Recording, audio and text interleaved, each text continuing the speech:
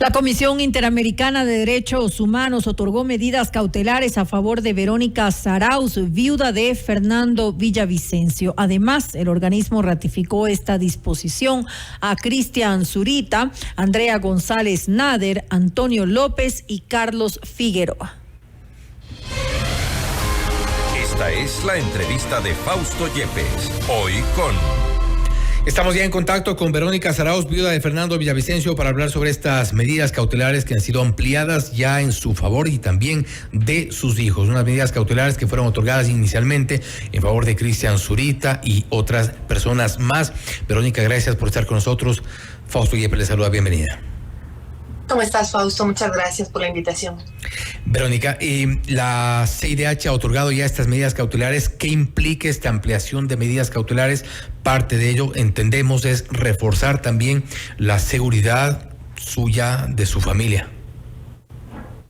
Sí, ahora el Estado tiene que garantizarme mi protección y la de mis hijos chiquitos, tanto la mía como la de Cristian, Andrea, Carlos y el doctor López. Esto implica que aparte de la cápsula que se encuentra conmigo desde el asesinato de mi esposo, tienen que ampliar el plazo a 24 horas del día, porque hemos tenido una serie de incidentes aislados que el excomandante de la policía llamaba así. Me llamaba mucho la atención la forma como ellos decían que cualquier cosa que pase alrededor nuestro era un tema aislado que no tenía nada que ver con el asesinato de Fernando, y dentro de este caso nosotros como víctimas directas, nada de lo que nos pasa es aislado.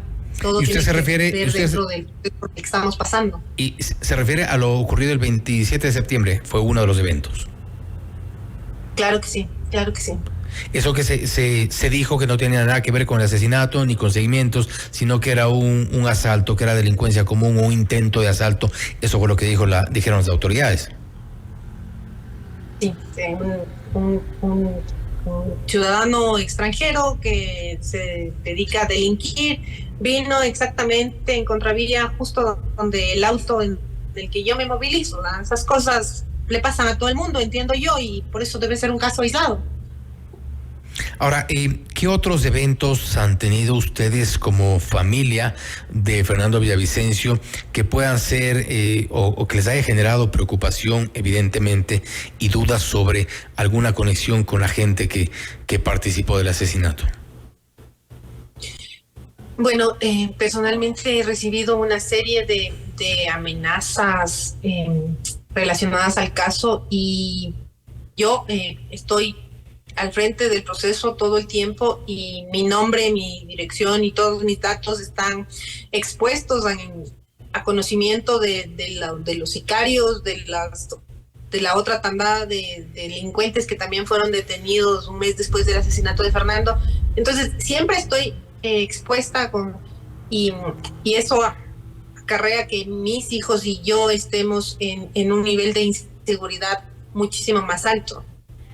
Ahora, esta inseguridad, estas amenazas, ¿por qué vías han llegado? Ya hemos mencionado lo ocurrido el 27 de septiembre, que fue una especie de intento de asalto. También nos había llamado la atención que una sola persona intente asaltar a usted en este caso, a pesar de la seguridad con la que se supone que anda. Entonces no podía ser, al menos nuestra interpretación era que no podía ser considerado un hecho aislado. Pero las amenazas, ¿por dónde más llegan?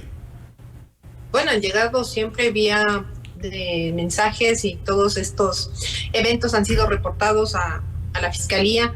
También hubo una alerta que salió del CIES, y todo esto ha sido reportado no solo a la Fiscalía, sino a los abogados nuestros, míos y de Fernando, que llevan nuestro proceso en la CIDH, porque llevamos un proceso de años atrás, justamente de la persecución que fuimos víctimas por parte del gobierno de Rafael Correa de aquel entonces.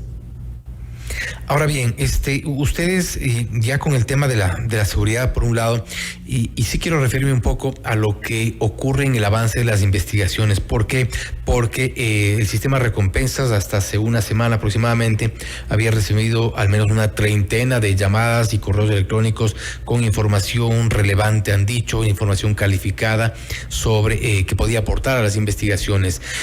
¿Tienen optimismo ustedes de lo que pueda avanzar Fiscalía, el FBI, también evidentemente con el apoyo de la Policía Nacional en este proceso de investigaciones, tomando en cuenta que hay muchos, si se ha dicho, intereses en tapar esas investigaciones? Bueno, se ha logrado conseguir el testimonio anticipado de este testigo protegido que además ya ha sido expuesto públicamente.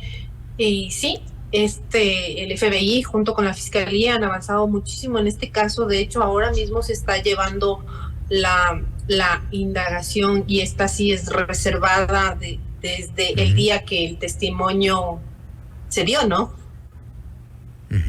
Ahora, vamos a dar lectura un poco aparte de la resolución de la CIDH como parte de las medidas de protección. Por ejemplo, uno de los puntos es lo que habíamos dicho, reforzar las medidas adoptadas para proteger los derechos a la vida e integridad personal de Verónica Zarauz y sus hijos.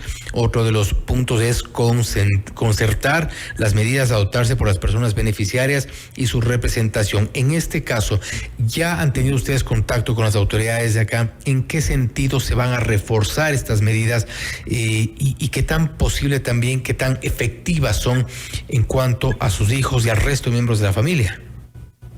Bueno, todavía no nos hemos puesto en contacto con ninguna autoridad. Sé que están notificados todos, pero no ha habido recién una ahora reacción se ha dado, inmediata. entiendo que es un proceso de jerarquías, además, que implica esto, pues que nos tienen que brindar más seguridad. O sea, asesinaron a un candidato a la presidencia de la República, a Martín y a José Emiliano, a Amanda y a Tamia les quitaron a un papá. Y claro, nos quitan un esposo, nos quitan un padre, nos quitan un hermano, un hijo, y parece que en este país no pasa nada, parece que todo es momentáneo de acuerdo al evento que se está viviendo, pero nosotros seguimos esperando obtener respuestas. Verónica, ¿cómo ha cambiado la vida de ustedes con todos estos sistemas de protección, con toda esta seguridad con la que andan todos los días? Es que no es nuevo para nosotros, porque cuando Fernando aún vivía y era asambleísta, nosotros también teníamos seguridad. Elementos de la policía estaban siempre con nosotros, que moverse y esta invasión que es tener seguridad ya no es nuevo, ¿no? Mis hijos se han acostumbrado de alguna manera a moverse así con personas que de alguna manera son extrañas, pero están en el día a día acompañándoles a sus actividades. ¿Y se siente segura con todo este dispositivo de seguridad, tomando en cuenta lo que ya ocurrió con Fernando, a pesar de la seguridad? Sí, hay un detalle aquí que cambia la situación de Fernando y mi situación actual. La cápsula que mantengo yo es una cápsula de policías profesionales capacitados y es un equipo táctico. Fernando tenía una cápsula de policías que no tenían toda la capacitación que necesita tener una persona que da protección a una autoridad que tenía el nivel de riesgo que tenía Fernando cuando era asambleísta y después cuando fue candidato a la presidencia. Estos detalles cambian la situación, porque sí es cierto que la policía le entregó un oficial y 3 clases a Fernando, les entregó así paraditos: tome, señor Villavicencio, aquí le entrego las 4 personas, usted verá en qué les lleva, cómo se movilizan y es problema de usted. ¿Hubo entonces una irresponsabilidad por parte de las autoridades al otorgarle ese tipo de medidas de seguridad a Fernando? Por supuesto que sí. Negligencia, irresponsabilidad y todavía estamos en investigaciones hasta saber qué más responsabilidades pueden tener. ¿Qué nomás han expuesto ustedes y sus abogados ante la CIDH en cuanto a los peligros, en cuanto a los riesgos, en cuanto a la situación en Ecuador? Todo es que, es que esto de la CIDH para nosotros no es nuevo porque Fernando y nosotros y Carlos Figueroa y Clever Jiménez ya fueron beneficiarios de medidas cautelares años atrás. Entonces, con estos antecedentes y que terminan en la trágica muerte de Fernando, era más que normal que la CIDH amplíe las medidas de seguridad para nosotros y las mantenga para Cristian y las demás personas. Pero sí, todo lo que nos viene pasando en el transcurso de estos años han sido reportados siempre a la Comisión Interamericana, porque ahí está nuestro proceso. ¿Hay todavía grupos dentro de la política interesados en hostigarles a ustedes? Siempre, ¿no? Yo he visto, me han vulnerado todo el tiempo desde que Fernando fue asesinado. Nos toca soportar y aguantar, pero claro, también tenemos que decirles que ellos son sospechosos y son parte de las personas que se comprometieron, estuvieron en una serie de relaciones para asesinar a Fernando.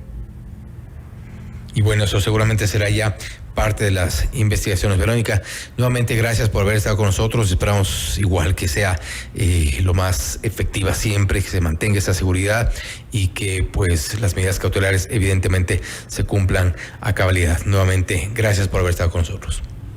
Gracias, Fausto.